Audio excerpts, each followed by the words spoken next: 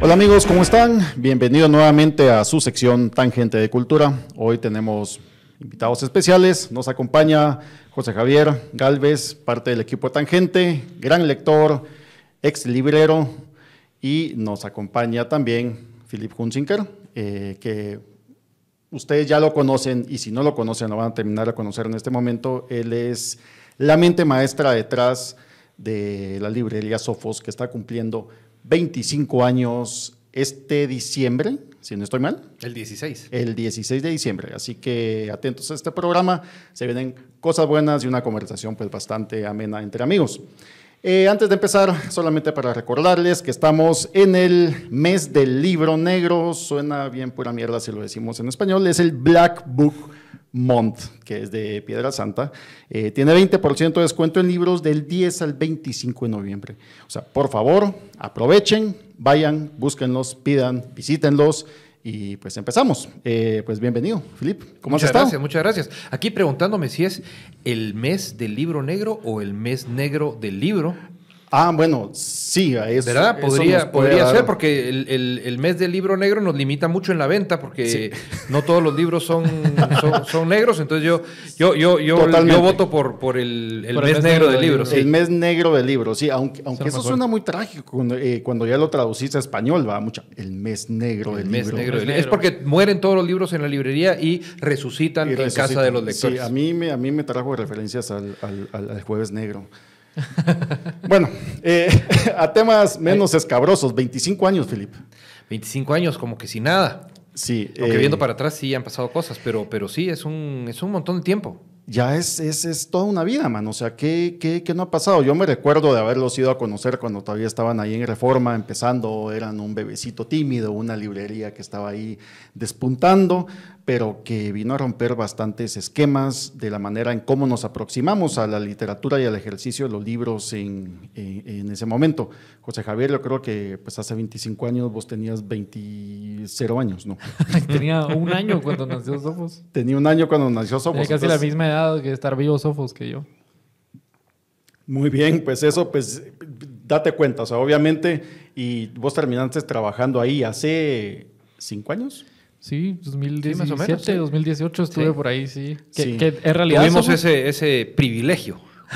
Yo creo que fue al revés y yo no quería dejar de contar una anécdota hoy, así muy, muy breve. A ver, yo cuando dejé de trabajar en Sofos, digamos, el día que hablé con Philip justamente sobre que yo me iba porque pues iba a trabajar en algo relacionado a la carrera de Derecho, ¿verdad? Y me dijo Philip, y yo creo que nunca se me va a olvidar las palabras que él me dijo, espero que te vaya muy bien, pero sabe que si no, aquí en Sofos siempre vas a tener las puertas abiertas. Y eso resume muy bien no solo la calidez con la que lo tratan ahí a uno, sino también la gran persona que es Philip. Así que para mí es un gusto compartir no solo el micrófono, sino también el espacio en Sofos, porque yo voy bastante seguido y es un gusto siempre... O sea, es verdaderamente un lugar de puertas abiertas, ¿verdad? Sí, totalmente. Si me lo permitís, me gustaría corregir lo que dije en aquel entonces, ¿verdad? Yo te diría que aunque te vaya bien, las puertas van a seguir abiertas en Sofos para vos. Y así se siente, la verdad es que sí se siente. Yo siempre voy a estar agradecido por eso. Sí, totalmente. Creo que Sofos en su momento se convirtió en una segunda casa, un refugio muy necesario en un momento en que Guatemala pues estaba volviendo a las partes y a los quehaceres democráticos en el país, y fue un oasis. En el momento en que nosotros empezamos a visitarlo, yo era un muchachito pequeño, muy peludo en ese momento. Pues obviamente la vida pesa y pisa. Entonces acercarse a Sofos, donde te podías sentar, hojear los libros, o sea, cosa que no se podía antes, ¿no? O sea, porque acercarte a los libros es un enamoramiento constante, el cual no solamente tiene que ver cómo se ve el libro, cómo se siente, cómo huele, qué te dice, o sea, todo eso es parte de la venta de los libros, y creo que pues que Sofos en cierto modo innovó en ese aspecto. Sí, ¿no? ¿Cómo imaginar la relación que quien te visita va a tener con los libros que están ahí? La verdad es que tenés razón, fue una época, un año muy interesante. Nosotros, pues mi mamá, que fue la que fundó la librería, no tenía idea de qué tan importante era el momento en el que estaba abriendo la librería. Abrió a finales del 98, en diciembre del 98, 2 años casi a pie juntillas de la firma de la paz, y fue una época en la que muchos emprendimientos culturales abrieron. En aquel entonces abrió, por ejemplo, el Esperanto a la vuelta de la esquina, claro. Pero también editoriales como Letra Negra, Gerardo Guinea, creo que más o menos por esa época fue que se instaló en Guatemala y montó Magna Terra. En fin, una serie de iniciativas que tuvieron lugar en ese momento, que era un momento, como decís vos, propicio. Teníamos ya 12 años de tener gobiernos democráticos, pero teníamos 2 años de sentir que tal vez la respiración iba a ser una cosa posible otra vez, ¿verdad? Y creo que muchos de nosotros nos encontramos en ese momento con muchas ganas de, por un lado, de conocer mundo, y por otro lado, con el ánimo de preguntarnos qué onda con este país que nos desconcertaba tanto, no porque ahora nos lo expliquemos mejor, ¿verdad? Sí, totalmente. Y creo que el ambiente cultural y la empresa cultural, o sea, de un país, habla mucho de las condiciones necesarias, pues, para generar una cultura y una sociedad mucho más integrada y con ganas de avanzar. O sea, eso significa, eso nos habla de una apertura democrática, de que se puede tener muchas voces conviviendo, como sucede en una librería, porque obviamente no es una librería específicamente de cómics, no es de novela negra, no es de política, no es de ensayo, no es de poesía, sino que es una librería que está abierta a todas las ideas. Sí, es cierto. Y me hiciste pensar en digamos, cuando hablamos del ambiente, ¿verdad? Y de la empresa cultural más en términos amplios, creo que el momento tiene que ver, ¿verdad? Ese momento del que estábamos hablando hace un momentito, pero también tiene que ver digamos, el factor del individuo es importante, ¿verdad? Porque si no, no nos podríamos explicar que, si no recuerdo mal, en el 83... abrieron una librería como El Pensativo en Antigua, que marcó no solo época, sino que abrió brecha, pues, ¿verdad? Es decir, realmente la iniciativa de Ana Cofiño es una cosa sorprendente en un momento cruento, insospechado, ¿verdad? En un momento en el que de repente se planta alguien y dice, no, aquí no es posible que sigamos en la prehistoria, y monta una cosa como esas que sin duda es un precursor sin el cual no podríamos imaginar lo que sucedió después, creo yo. Totalmente. Y bueno, José Javier, ¿cómo fue que te acercaste a Sofos? ¿En qué momento fue que llegaste y dijiste, quiero trabajar acá? En realidad llegué a trabajar ahí porque salió en la bolsa de empleo de la Landívar. Pero yo ya conocía a Sofos, por supuesto. Y esto va relacionado, y justamente lo pensaba ahorita que estaban hablando ustedes de esto, porque es un espacio que se siente mucho más como un centro cultural de entretenimiento que una tienda de libros donde uno va, compra y se va, sino que es como un espacio que siempre ha estado como orientado a los libros, pero también a lo que hay alrededor de ellos y a la cultura que se genera. Es un lugar, digamos, yo creo que la ciudad de Guatemala es una ciudad que ofrece más bien pocas oportunidades o pocas opciones para entretenerse.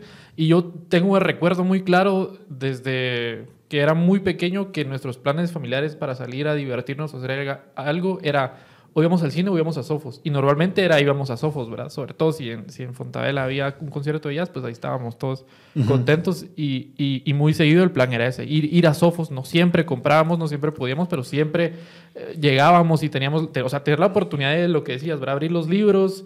El tema de no están empacados y no son como algo a lo que no tengo acceso, sino que los puedo abrir, puedo leerlos un rato, sentarme, pedir un café, no sé, escuchar la música, cuando hay conferencias, ir a conferencias, lo que sea. Entonces este espacio siempre fue como una parte importante de la dinámica de entretenimiento familiar que teníamos de los fines de semana.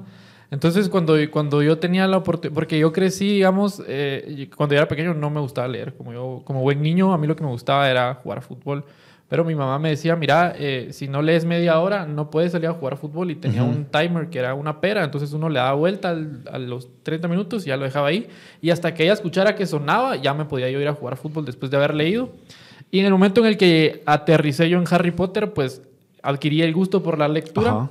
Y después como que ya sonaba el timer y yo ya no quería irme a jugar fútbol, a veces quería seguir leyendo. Claro. Y de ahí adopté el gusto por la lectura, que es muy inculcado porque mis papás son personas que leen mucho.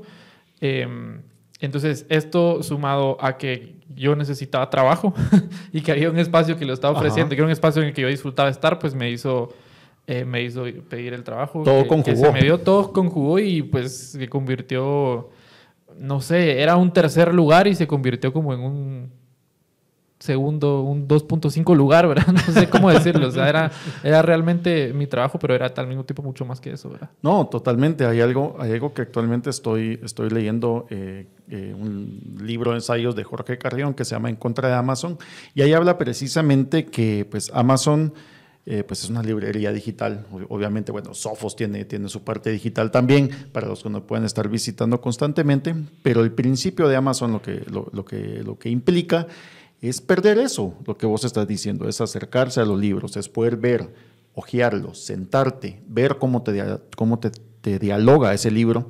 Y Jorge pues hablaba de algo muy específico, que un libro es un enamoramiento, ¿no? O sea, vos pasas por la vitrina, ves la portada y pasas varias veces y la seguís viendo, te animas a entrar, pedís el libro, lo revisás, lo volvés a dejar.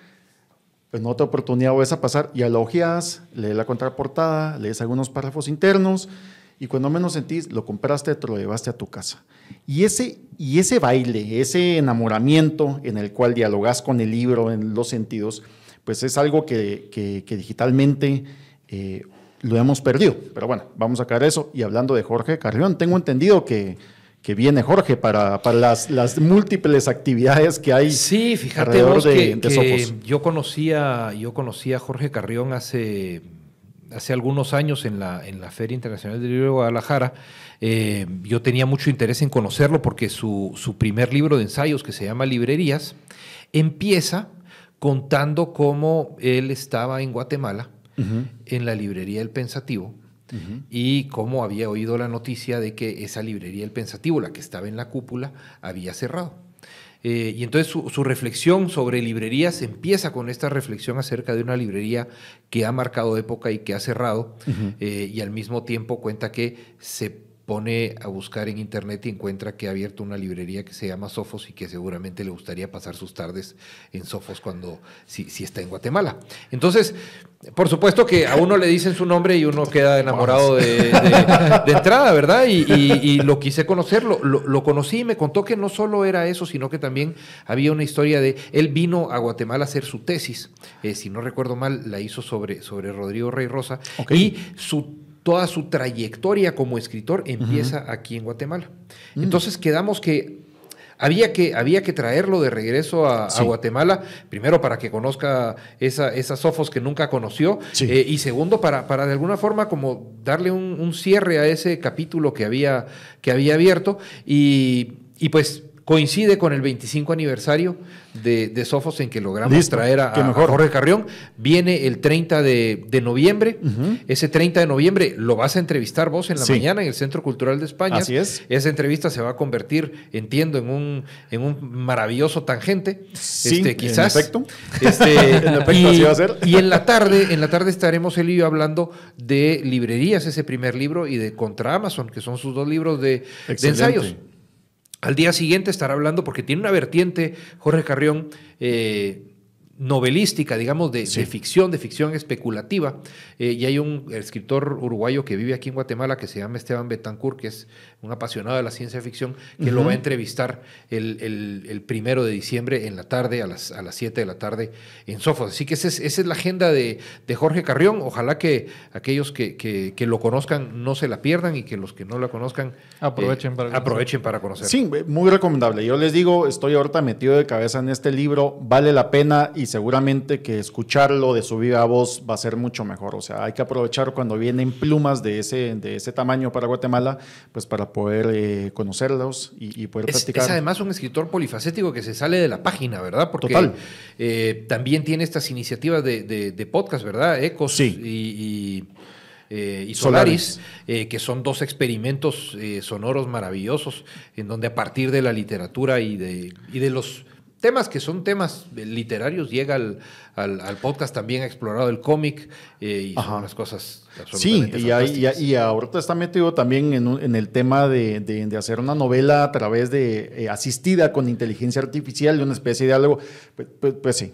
O sea, tenemos que escucharlo, lo vamos a ver el otro jueves. La próxima semana. Exactamente, así es. Y bueno, pues esta es parte de las actividades. ¿Qué más actividades se vienen por los 25 años? La semana siguiente, vamos calentando motores, ¿verdad? La semana siguiente tenemos una gran autora argentina que ha cobrado una relevancia importantísima en los últimos años.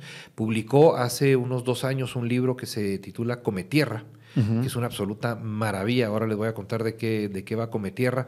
Y publicó el año pasado Miseria, no, más bien a principios de este año, Miseria, que es la segunda parte de Cometierra. Cometierra es la historia de una chica que en ocasión de un fallecimiento cercano se da cuenta que cuando come tierra entra en contacto y conversa con la gente que está bajo tierra.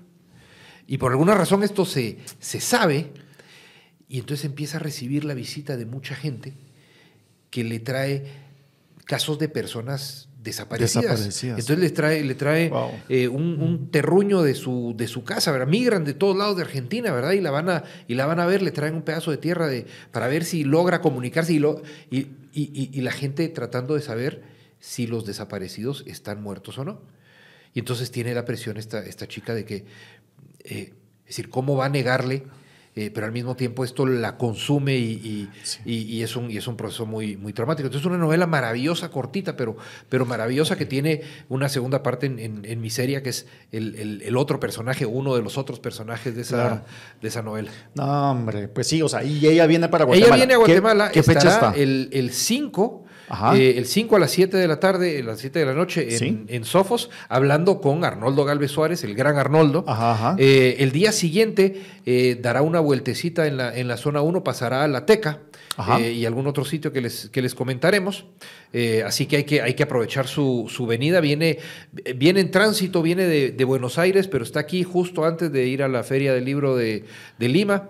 Entonces hay que aprovechar su paso totalmente. Seguramente tendremos oportunidad también de sentarla por estos lados y poder desentrañar y platicar un poquito más. Yo espero que sí, yo espero que tengamos oportunidad de que aquí platique ancho y tendido con vos y con la audiencia de excelente, Tangente, que estoy seguro que les va a encantar. Y también terminamos la semana con, ya hablamos de él, con el gran Arnoldo Galvez Suárez. Arnoldo Galvez Suárez, que trae su tercera novela. Pasa por aquí y trae su tercera novela. En realidad trae la tercera, la cuarta y la quinta novela empacadas en un libro. Después de Los Jueces y de Puente Adentro, publica con Sofos este libro que se titula Alguien bailará con nuestras momias, y que tiene tres novelas cortitas, novelas de 62 páginas redondas. Si hubiera sido ajedrecista, las hubiera hecho de 64.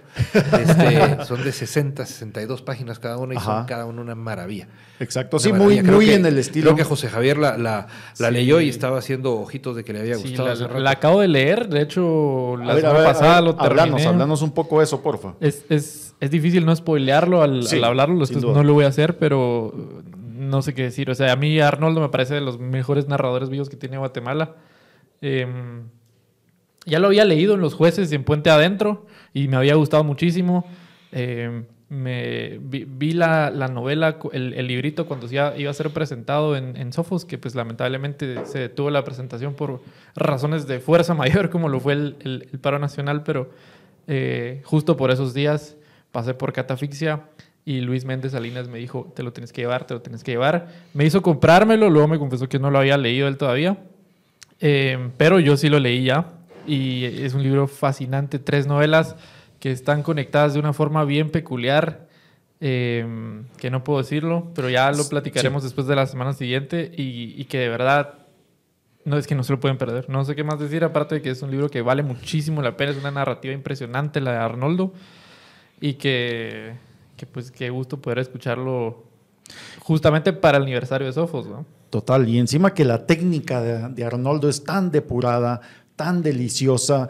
Es una ola que te lleva, o sea, te amaquea. No tiene absolutamente ningún desperdicio. Yo les voy a contar que la segunda de las novelas que está publicada en ese libro, para eso están los amigos, es una novela que me mandó Arnoldo en febrero del 2020. Okay. Dijo, mira, a ver qué piensas de esto.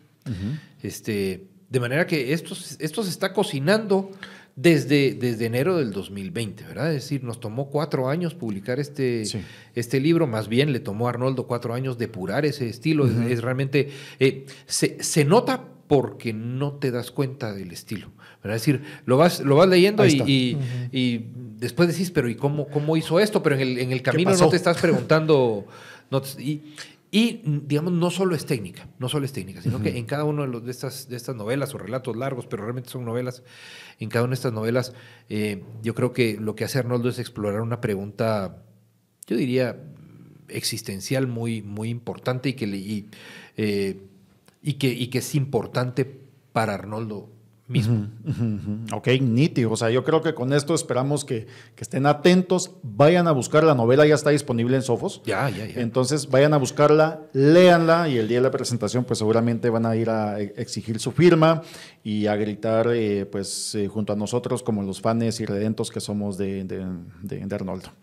La siguiente semana nos visita... La siguiente semana es la mera semana. Es la mera semana, porque es la semana que culmina en el 16 de diciembre, que es el aniversario de Sofos, pero empezamos las actividades desde antes, el 13 de diciembre. Vamos a presentar un libro que salió ya hace tiempo, pero que por distintas razones aplazamos esta presentación. El libro se llama Guayo Tendiendo Puentes, y es la autobiografía de Eduardo González Castillo, que es, diría yo, uno de los personajes más relevantes de la política y del medio empresarial guatemalteco de finales del siglo XX, principios del siglo XXI.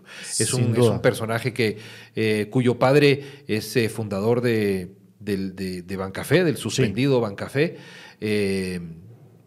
Es también la persona que fue secretario privado de Ramiro de León Carpio, que fue ministro de Economía bajo Berché, o al revés, puede que le esté poniendo los cargos al revés, pero tuvo una participación importante en esos 2 gobiernos. Fue también una de las personas que promovió las primarias en el PAN, cuando iba a haber primarias en el PAN, y cuya carrera, digamos, tanto como político como empresarial, concluye en ese momento de la suspensión de Bancafé, que es un tema que se trata también en la última parte definitivamente de este libro, que me parece de una relevancia y de una actualidad hablar de este libro sorprendentes. Sí, Aguayo, pues para los que estuvimos a finales de los 90 es imposible no agradecerle el impulso que le dio también a la parte del mundo cultural en Guatemala, es decir, desde la parte pictográfica y de arte, jóvenes y de literatura también, jóvenes creadores, Bancafé, o sea, fue el trampolín y la plataforma que impulsó a muchos de los que ya están pues generando voces muy importantes, tanto desde la literatura como desde la parte pictórica en Guatemala. Entonces definitivamente es imperdible, y luego de él escribe esto seguramente cuando todavía está guardando prisión preventiva, ¿no? Sí, de hecho la parte intermedia del juicio no ha empezado.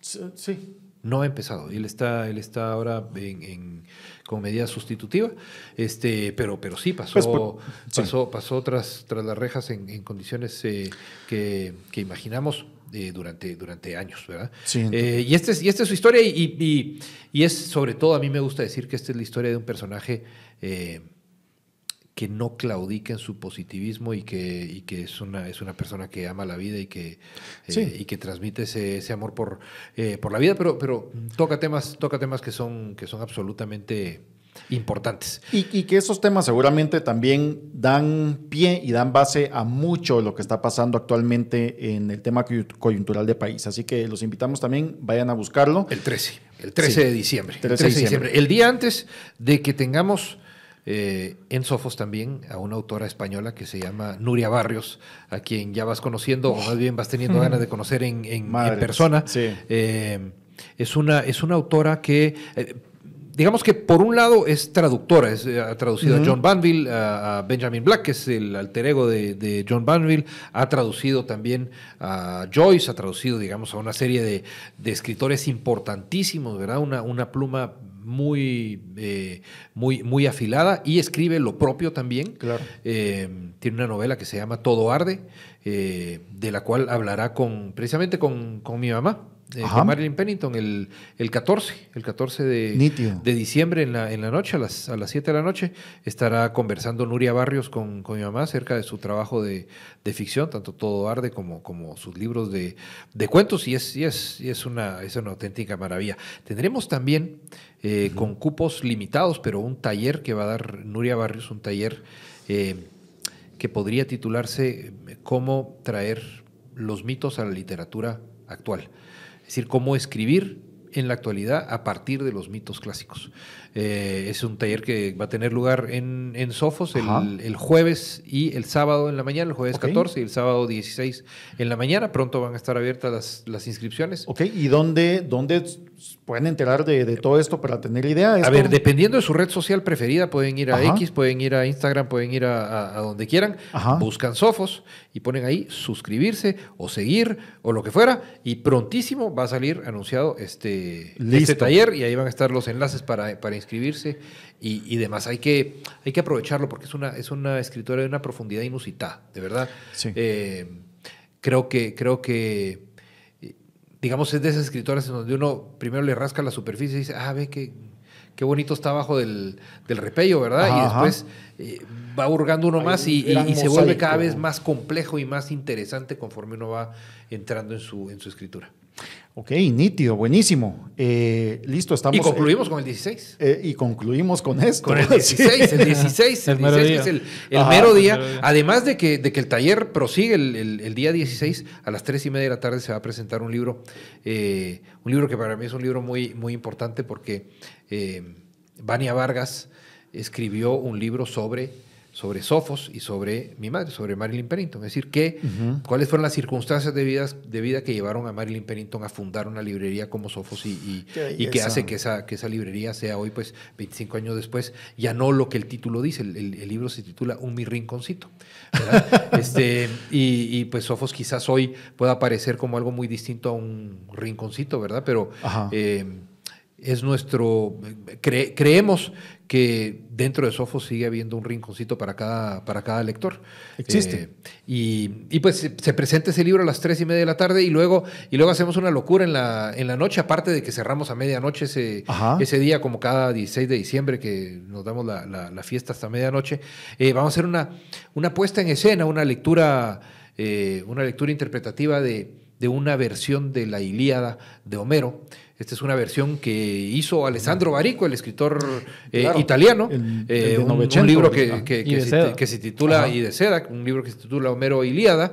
Lo que hizo él fue que agarró la Ilíada y le quitó las deidades, le quitó lo divino, todos los pedazos en donde aparecían los dioses, y pues reescribió eso con solo los humanos. Y Rubén Nájera, un dramaturgo guatemalteco muy importante, hizo una adaptación de eso, porque si no hubieran sido como 4 días de lectura, pues para poder hacerlo en un par de horas. Así que a partir de las 6 de la tarde estaremos haciendo esa lectura interpretativa para la cual los invito, porque va a ser una maravilla. No, una maravilla. Segurísimo. No, esa semana gitana sí vale la pena. ¿Verdad? Okay. Bueno, todas las semanas gitanas valen la pena, pero... Nítido. No, o sea, esto suena bien. Así que empezamos el 30 y terminamos el 16. Sí, o sea, prácticamente pues van a ser casi... Una especie de Guadalupe Reyes ahí. Una especie de Guadalupe Reyes literaria dedicada al conocimiento de los libros. No, hombre, pues sí, ese es el tipo de Guadalupe Reyes que me gustan a mí. Nada de estarse desmadrando ni estar tomando licor. Sí, no te veo. Porque eso ustedes saben, y ustedes que me han conocido saben, a mí no me gusta beber. A mí sí no me gusta beber. Aborrezco a la gente bola, babos, que andan haciendo ahí desmadres, palabrotas y haciendo suavecidades y toda la cosa. Pero bueno, si usted es de ese tipo de personas, yo le recomiendo altamente que tome Party Smart. Para Smart usted se la toma antes de empezar la fiesta y el otro día amanece sin goma. Así que, por favor, de parte de Laboratorios Himalaya, para que usted encuentre el nirvana en su vida anticruda, tome Padre Smart. Así que los invitamos a que sigan adelante con eso. Y hablando de seguir adelante, ¿qué retos hay con administrar una librería, mano? O sea, te digo, todo es muy bonito para nosotros como lectores, pues como visitantes, seguramente estar lidiando con gente así todo el día. La gran, ya me imagino vos. Pobre, mano. Yo no recuerdo si tuvimos esta conversación, José Javier, cuando empezaste, pero a mí me gusta decirles a los libreros que empiezan, porque todos llegamos a la librería, vos tanto como yo, porque en algún momento yo llegué a la librería con esta idea de que vamos a estar rodeados de libros, de que vamos a poder leer, de que qué bonito estar en este lugar tan, ¿verdad? Que te produce tanta paz, ¿verdad? ¿Verdad? Entras y te olvidas del mundo y yo quiero estar ahí porque yo quiero ser parte de eso, ¿verdad? Sí. Y lo que pasa es que tras bambalinas estamos corriendo, ¿verdad? Es decir, para que eso suceda, hay un montón de cosas que tienen que suceder. Entonces, el trabajo del librero, vos lo atestiguarás, no es un trabajo sencillo. Lo primero que hay que hacer es comprar buenos zapatos, ¿verdad? Sí. Porque esa primera semana es una tortura con los pies, pero luego pues hay que estar pensando en que los libros tienen que llegar a tiempo, tienen que ser los libros adecuados, tenemos que anticiparnos a lo que la gente va a querer, pero además tenemos que leer un montón para poder recomendar libros. No podemos leerlo todo, pero tenemos que leer suficiente. Cuando digo no podemos leerlo todo, es que casi que tenemos prohibido leer libros completos, porque si leemos un libro completo, no da tiempo de leer los demás, ¿verdad? Entonces tratamos de hacernos como que vamos mordiendo los libros en vez de comiéndonos, ¿verdad? Claro. Para poder contarle a la gente a qué sabe. Que eso es importante en Sofos, porque yo no sé si alguien ha hecho el experimento. Y si no, y alguien lo hace, perdón, con los libreros que están trabajando ahí ahorita, pero como llegar y decirle, como ponerse en el papel del cliente súper exigente, y decirle, dar la menor cantidad de información, pero querer el producto más específico que se pueda. Entonces, como llegar con un librero y decirle, necesito un libro para mi tía. Le gustan las novelas románticas. Y entonces intentar ir como llevando al librero por ver hasta qué rama logras como que te lleve y te va a dar siempre el libro exacto. O sea, yo creo que en Sofos a uno de alguna forma el trabajo lo entrena para hacer justamente eso, ¿verdad? Para poder hablar de libros con la otra persona, más que recomendar un producto, hablar de literatura con las personas incluso que leen cosas muy distintas a lo que leemos nosotros, y esa experiencia es fascinante porque uno conoce todo tipo de personas, conoce todo tipo de libros, y lo que termina teniendo uno es una lista larguísima de libros que nunca vas a leer, pero que tenés en tu lista de pendientes, pero que de alguna forma lo poco que vas teniendo tiempo como que de leer te va dando una imagen bien distinta de cómo son las cosas, de la literatura que uno al final le va gustando. Yo ahí tuve ciertas experiencias donde me di cuenta que no sabía nada de literatura. Específicamente me pasó con la poesía en Sofos una vez que me senté a platicar ahí con Luis Méndez Salinas. Él me dijo, bueno, ¿te gusta la poesía? ¿Me estás contando? Sí. ¿Quién es tu poeta favorito? Y yo le dije, Federico García Lorca. Y me dice, ¿cuántos años tenés? Yo en ese momento tenía como 19 años. Le dije, 19. Con razón. Y entonces a partir de ahí empezó una clase de poesía hispanoamericana que a mí jamás se me va a olvidar. Ahí conocí a Zurita, conocí a Vicente Huidobro, conocí un montón de poesía. Y de parte de voz y boca, de parte de uno de los editores más importantes de poesía que yo hay no ahorita, sé si en ese momento ya lo dimensionaba así. Ahora visito mucho Catafixia, tengo bastante contacto con Luis y con Carmen, y estoy muy, muy agradecido por eso, pero es una puerta que solo se abrió porque estaba en Sofos, ¿verdad? De otra forma creo que nunca hubiera llegado a todo eso, y es una experiencia bien bonita. Yo te diría que es uno de los grandes privilegios que tenemos los que trabajamos en Sofos. Sí, claro. Y es que tenemos la oportunidad de conocer personas mucho más inteligentes que nosotros, personas mucho más leídas que nosotros, personas mucho más articuladas que nosotros. Y de lo que se trata nuestro trabajo es de parar la oreja y chuparle rueda a toda esa gente, pues, ¿verdad? Es decir, ¿verdad? ¿Cómo hago yo para aprender de este lector que tal vez no sabe tanto de los libros que a mí me gustan como yo sé, pero seguramente que sabe más de los libros que a él le gustan de lo que yo sé o puedo saber. ¿Verdad? Entonces, en cierto modo, escuchándolos a ustedes dos hablando acá, yo estoy llegando a unas conclusiones acá. O sea, al final de cuentas, los libreros, la gente que trabaja adentro de una librería, son los tramoyistas de la experiencia del lector. Ya, es como cuando uno va al teatro, uno va a ver una experiencia y uno se la goza, ¿no? O sea, yo pagué para ver esto. Llegar a una librería estoy concluyendo que es exactamente lo mismo, es estar atento a una experiencia y la gente que trabaja ahí son los tramoyistas para asegurarse que esa experiencia se cumpla a cabalidad. Sí, sí. ¿Ya? Entonces, me gusta mucho tu imagen y me la voy a llevar y te la voy a robar vilmente porque me parece que es muy atinada.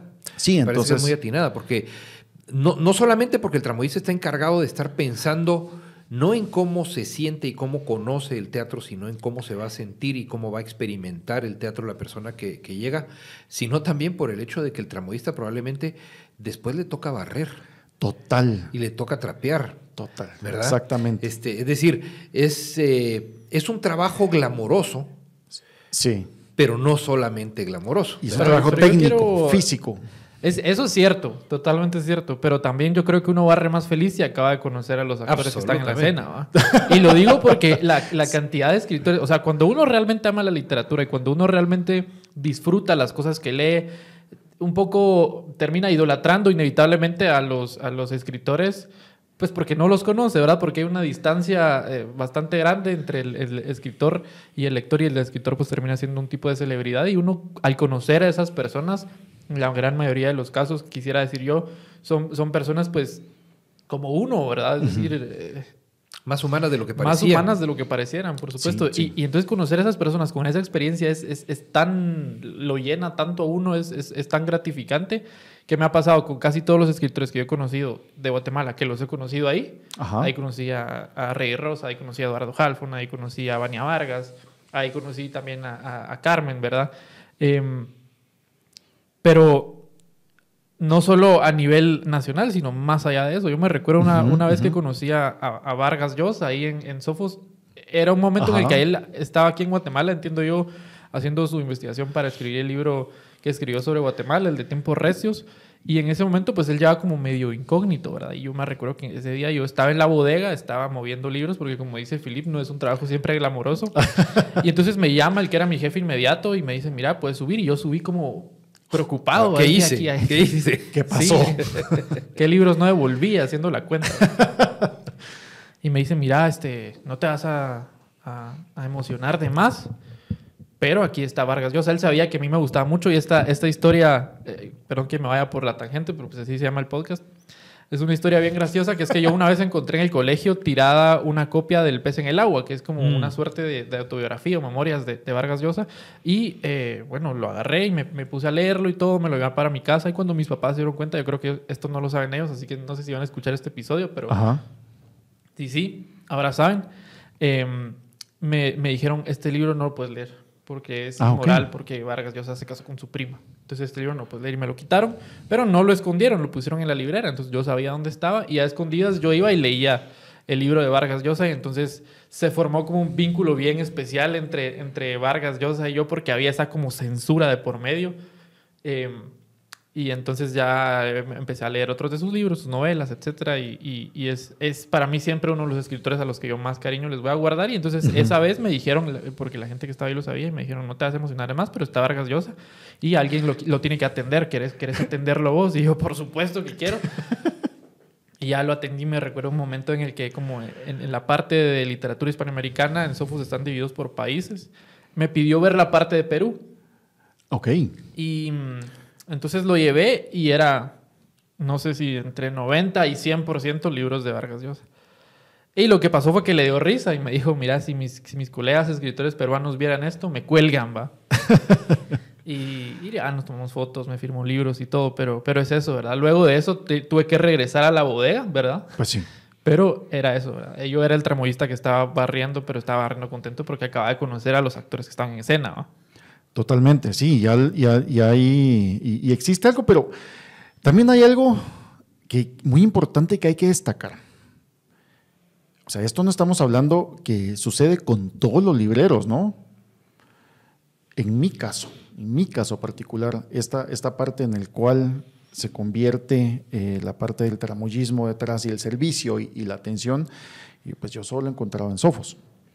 En mucha menor medida en muchos otros lados en el mundo, pues cada vez que tengo oportunidad de viajar voy a buscar librerías, voy a conseguir, ya sé por lo que voy, pero una atención tan dedicada como esto, no sé si también tiene que ver con la famosa parte de servicio que se habla, que pues que los guatemaltecos tienen un excelente servicio hacia los visitantes, hacia los clientes, pero sí, en efecto, yo sí no o tal vez es por el cariño que se le tiene a la librería, pero no lo he encontrado en otro lado, ¿no?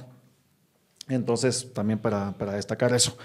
Hablando un poco de lo que estabas mencionando, de que te prohibieron leer a Vargas Llosa, la prohibición, o sea, una librería, la literatura, el pensamiento siempre va amarrado a un tema de prohibición en cierto momento.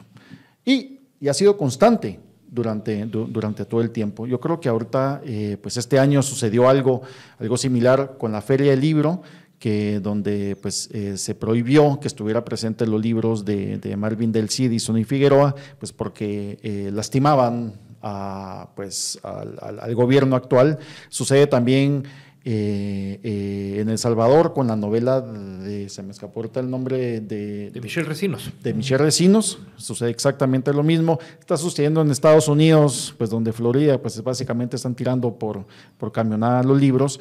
Pues, ¿qué onda? ¿Cómo les ha tocado a ustedes luchar con todo esto? Mira, yo creo que lo que es importante es darse cuenta de que la libertad de expresión es de verdad el canario en la mina de los derechos humanos, ¿verdad? Es decir, es el más frágil de todos los derechos y es el derecho del que declinan todos los demás, me parece. Porque es ese derecho en el que cuando lo tenés, digamos, la libertad de expresión implica la libertad de incomodar al otro. Sí. ¿Verdad? Y entonces ahí es donde el otro, que cualquiera de nosotros puede ser el otro en algún momento y puede ser el que está expresándose, ¿verdad?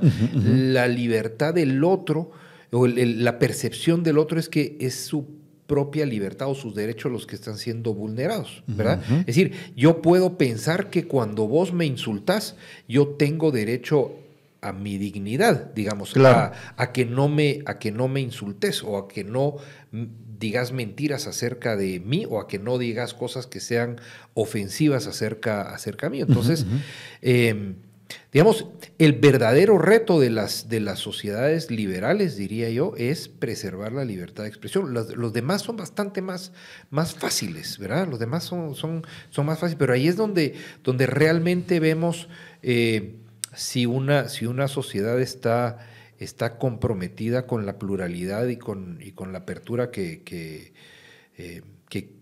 digamos que dice querer enarbolar o que enarbola, ¿verdad? Y yo creo que esa es una de las razones por las que hoy estamos viendo tantos ataques a la libertad de expresión y la libertad de publicación, que es un corolario de la libertad de expresión, ¿verdad? Porque estamos entrando en un periodo, bueno, tenemos rato de estar entrando en un periodo en el que digamos, ese pensamiento liberal está en tensión, está en crisis, está empezando a encontrar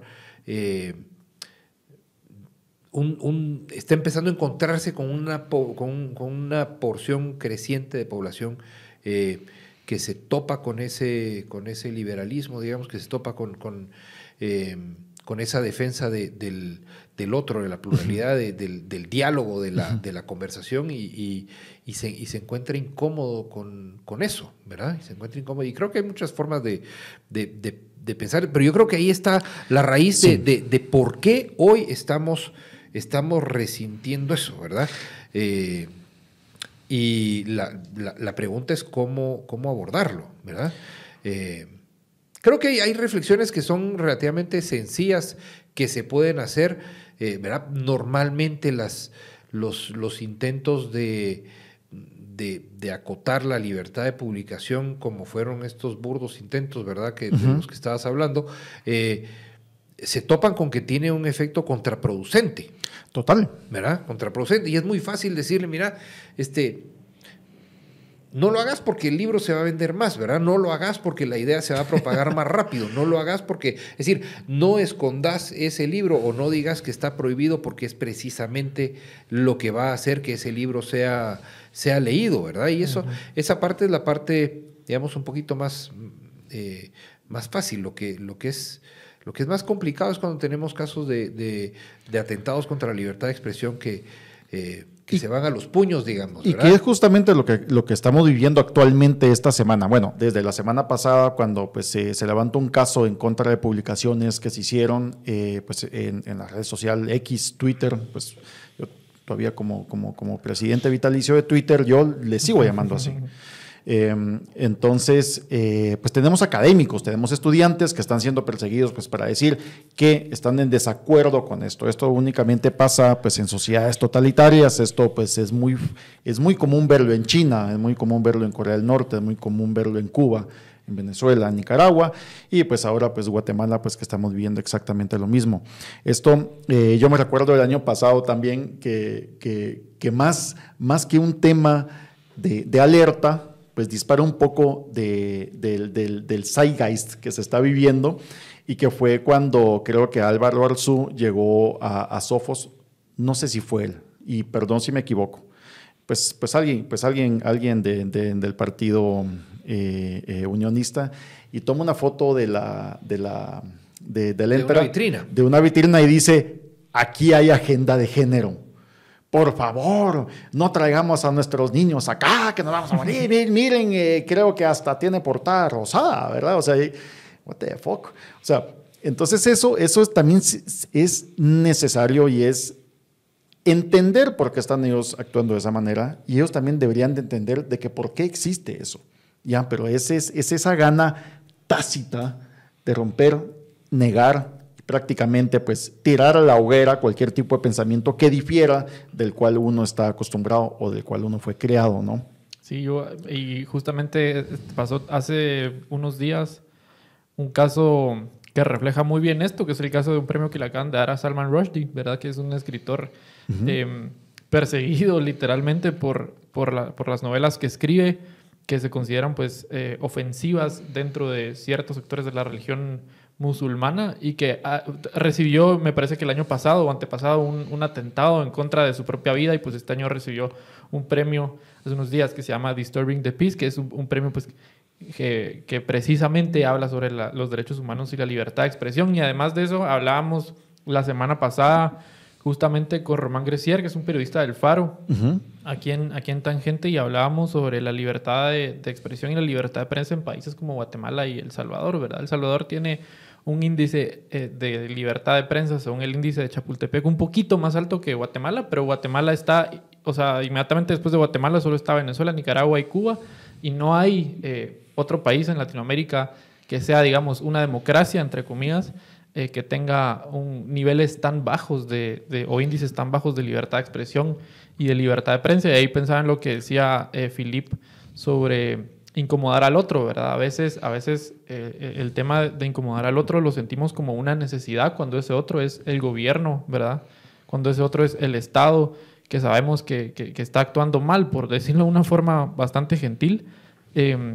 Muchas veces sentimos esa necesidad de incomodar al otro, y en el tema de la libertad de prensa pues es bastante evidente, ¿verdad?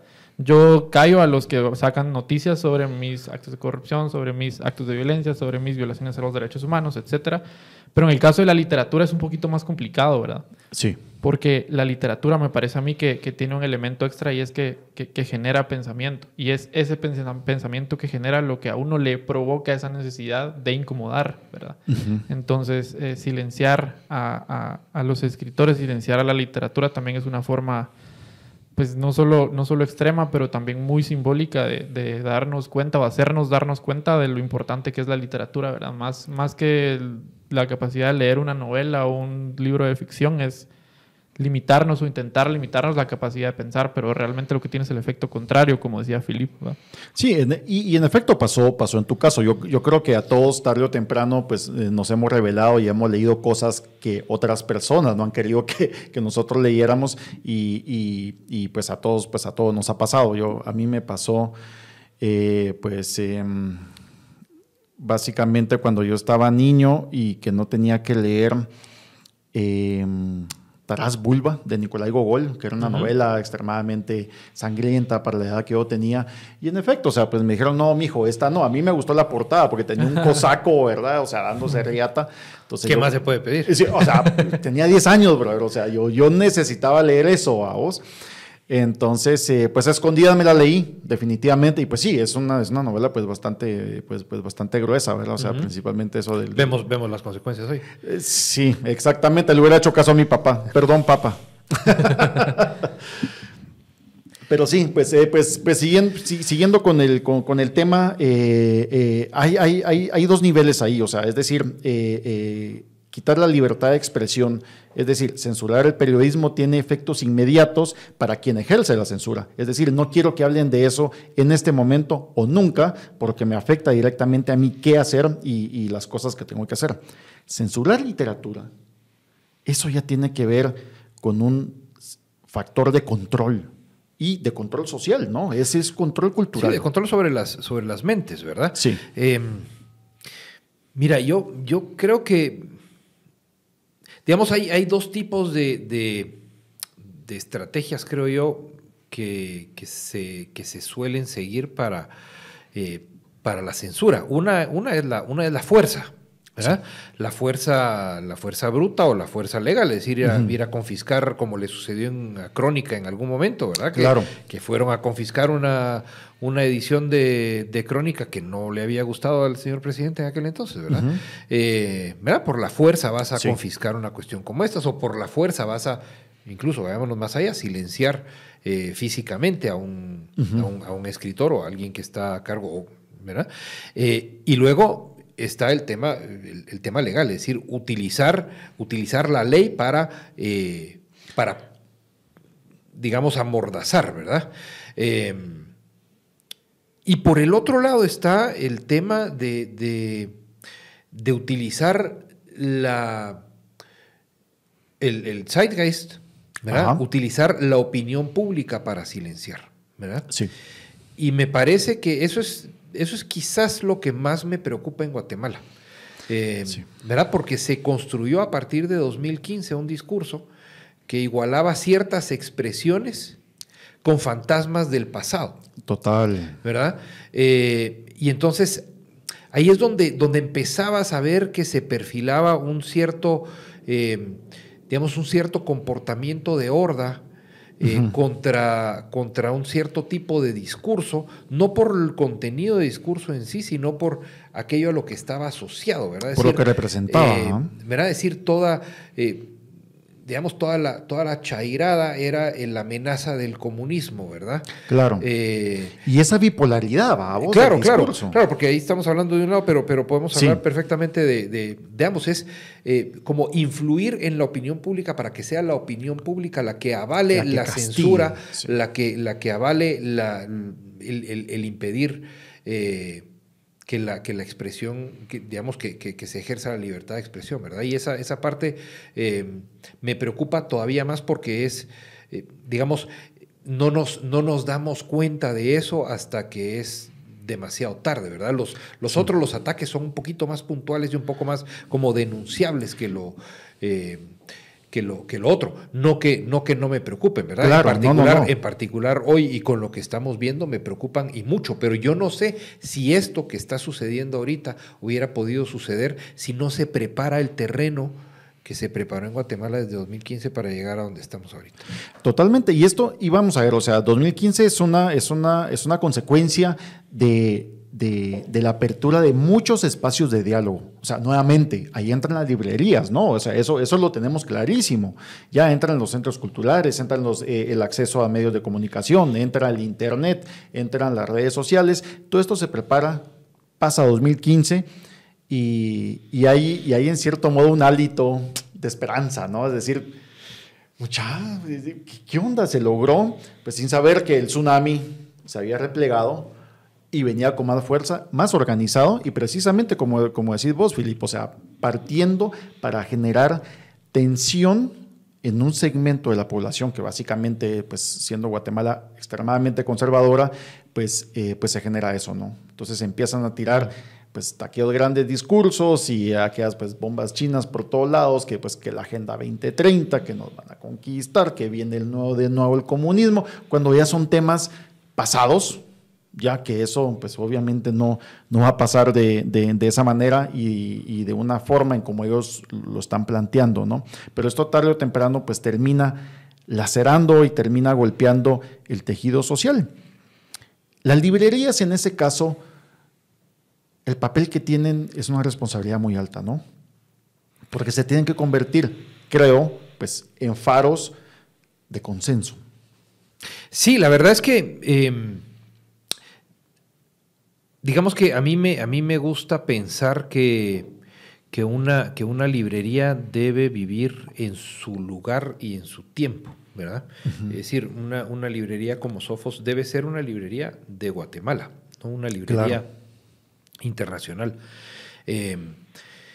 Y siendo una librería de Guatemala tiene que estar consciente de que está viviendo en un país polarizado, uh-huh, ¿verdad? Y entonces, ¿cuál es el papel que tiene que desempeñar una librería en un país polarizado? En una, digamos, que atiende a un público que digamos, que vive en este medio. Pues me parece que la librería lo que debería hacer es ayudar a tender puentes, ¿verdad? Es decir, mitigar esa polarización, tratar de fomentar el diálogo, ¿verdad? Una librería que está en un país en el que normalmente no discutimos, ¿verdad? Sino uh-huh, es decir, tenemos un pavor a discutir porque no lo hemos practicado y porque tenemos miedo a las consecuencias de la discusión, del diálogo, de la conversación, de contradecirnos, de poner nuestras cartas en la mesa, ¿verdad? Y creo que la librería debe poder reconocer que vive en un espacio así y que su trabajo también tiene que ver con esa creación de diálogo. Sí, o sea, José, no sé cómo te fue a vos cuando estuviste en tus tiempos ahí, si te tocó encontrarte con gente intransigente que venían y decirte, mire usted, ¿por qué tiene estos libros acá? No le da pena, jovencito, qué vergüenza, peínese, párese firme. Eso de peínese solo me lo han dicho en los comentarios de Tangente. Por algo será, en realidad creo que no, pero estaba pensando, digamos, ahorita que dijiste el intransigente, creo que el cliente más intransigente que alguna vez era un embajador de algún país que quería, no era de Francia, pero quería una copia de un libro de Miguel Ángel Asturias en francés. Okay. Era embajador o algo así, era no sé, una persona diplomática de algún país árabe, y que se enojó muchísimo porque no había Miguel Ángel Asturias en francés en ese momento, porque en otros momentos pues sí lo han habido antes y seguramente después. Pero más bien esa vez no era porque hubiera un libro en específico, sino porque no hubiera. Pero lo otro que iba a decir era que esta importancia del diálogo y de la discusión y de Sofos como un espacio para el diálogo y la discusión. Recuerdo que cuando Diálogos estaba empezando, hace como 5 o 6 años, había una serie de espacios que eran debates uh-huh, en Sofos, promovidos por Diálogos, donde se tocaban temas pues que son sumamente polarizantes, sí, pues que son importantes y en los cuales no hay otros espacios para discutir que no sean las redes sociales, que tienen por supuesto sus propias dinámicas mucho más violentas y mucho más de me puedo esconder detrás de la pantalla, pero ahí era un espacio, digamos, donde se podía discutir. Por supuesto que no era un foro ni una mesa redonda, era un debate. Entonces claro, lo que uno hacía era ir a escuchar a personas que tenían muchísimo conocimiento de temas que nos atraviesan y de uh-huh, los cuales tenemos miedo de hablar como sociedades, uh-huh, pero que se estaban poniendo sobre la mesa en ese momento, uh-huh, ¿verdad? No, buenísimo. Yo creo que bueno, solo regresando un poco al tema de lo que mencionabas, José, acerca de que no encontraron pues a Miguel Ángel Asturias en francés, diplomático de algún país árabe, ¿no? Le hubiera dicho, pues no, pues tenemos a Salman Rushdie. Si se le antoja leer, o sea, se lo puedo conseguir ahorita en inglés, francés y español si quiere. Y bueno, tal vez no te hubiéramos conocido. Pero sí, yo creo que es súper importante y nuevamente volvemos al tema de la función social de la librería. O sea, no solamente es un lugar de esparcimiento, como nos ha comentado José, que iba con su familia, y seguramente sucede con muchas familias, ¿no? Que van ahí a buscar, ahí se puede comer, se puede tomar café, se puede ir a conectar. Se ha sucedido, sí. Sí. Yo te diría que para irnos por ese lado, es cierto que la función social, digamos, la función política en el sentido de vida en común, digamos, de un espacio en el que muchas personas conviven, es de la librería es importante. Pero yo creo que, digamos, lo que mejor ha logrado Sofos, o lo que mejor logran las librerías que se establecen como terceros lugares, ya vamos a retomar esa expresión de José Javier que me gusta tanto para explicarla, es que desmitifican la lectura o la llevan a otro sitio, ¿verdad? Es decir, estar en un espacio que ya no es la biblioteca oscura o polvorienta, o ya no es lo que haces después de la instrucción del maestro que te obligó a leer tantas páginas, o el catedrático que te dijo que para el próximo mes va a ser el parcial sobre tal libro, y que, ¿verdad? Como hacer un espacio vivible alrededor del libro, un espacio en el que podés disfrutar, un espacio en el que podés perfectamente tomarte un café con tu pila de 12 libros que no sabes si te vas a llevar uno o dos o ninguno, pero querés... Sí. ¿Verdad? Como los zapatos, probártelos antes de llevártelos. Un espacio en el que podés conversar, en el que podés encontrar, en el que podés hacer amistades o más, ¿verdad? Sí.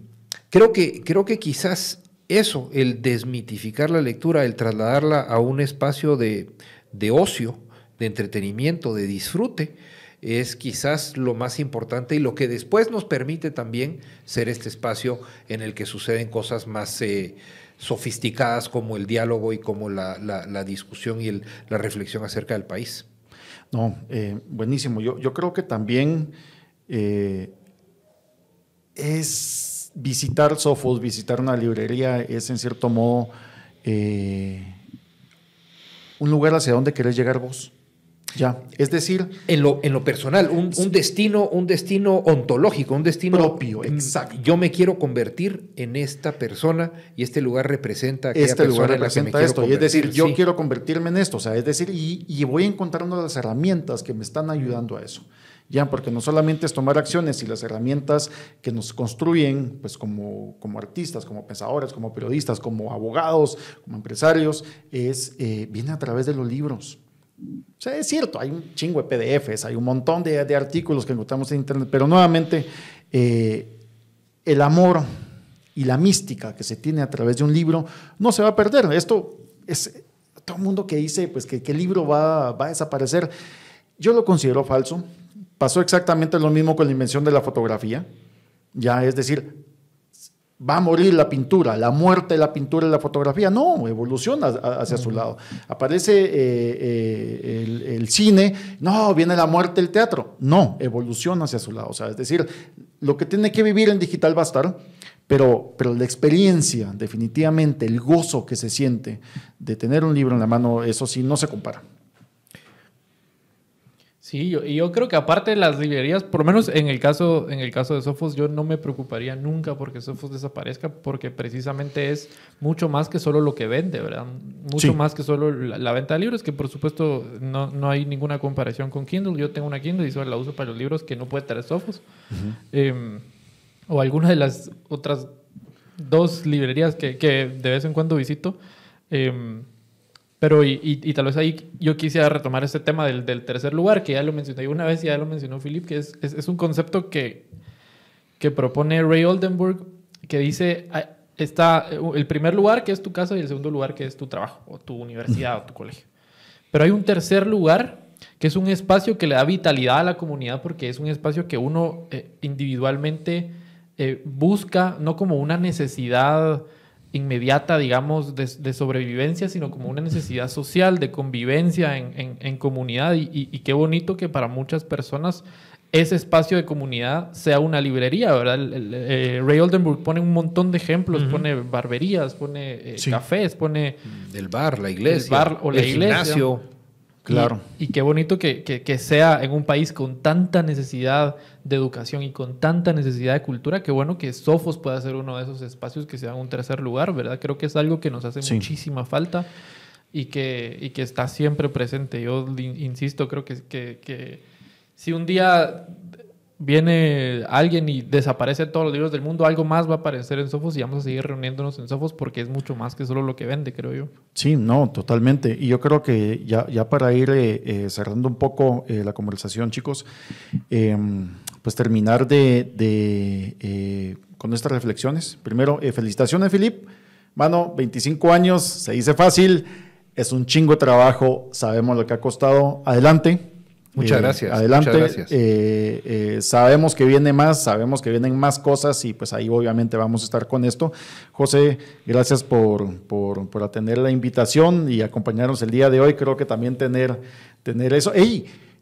No hablamos de algo muy importante. A ver. Falta una pregunta. ¿Cuál es el libro que más se ha desaparecido en Sofos que la gente llega a robárselo? O sea, ¿qué onda? Mira, pues... Te voy a contar. Hay dos casos paradigmáticos. Para empezar, hay que decir que el robo de libros no es un tema paralizante ni es un tema que nos quite el sueño. O sea, le ponemos atención, pero no es... Claro.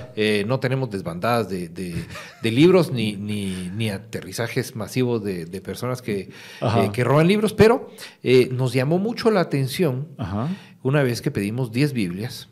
Okay. Y las pusimos en mesa y vendimos 2 y nunca aparecieron las otras 8.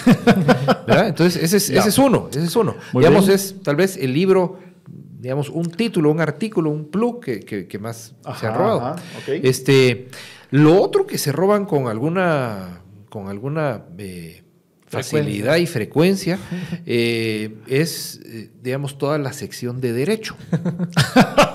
La sección de Derecho es de esas secciones en las que tenemos que cuidar, Solemos tenerlas cerca de la caja para que estén más a la vista. Claro, y que les dé un poco más de pena. Se ha sabido, es decir, hemos tenido gente que llega con lista de solicitudes, es decir, ya es una actividad casi industrial, ¿verdad?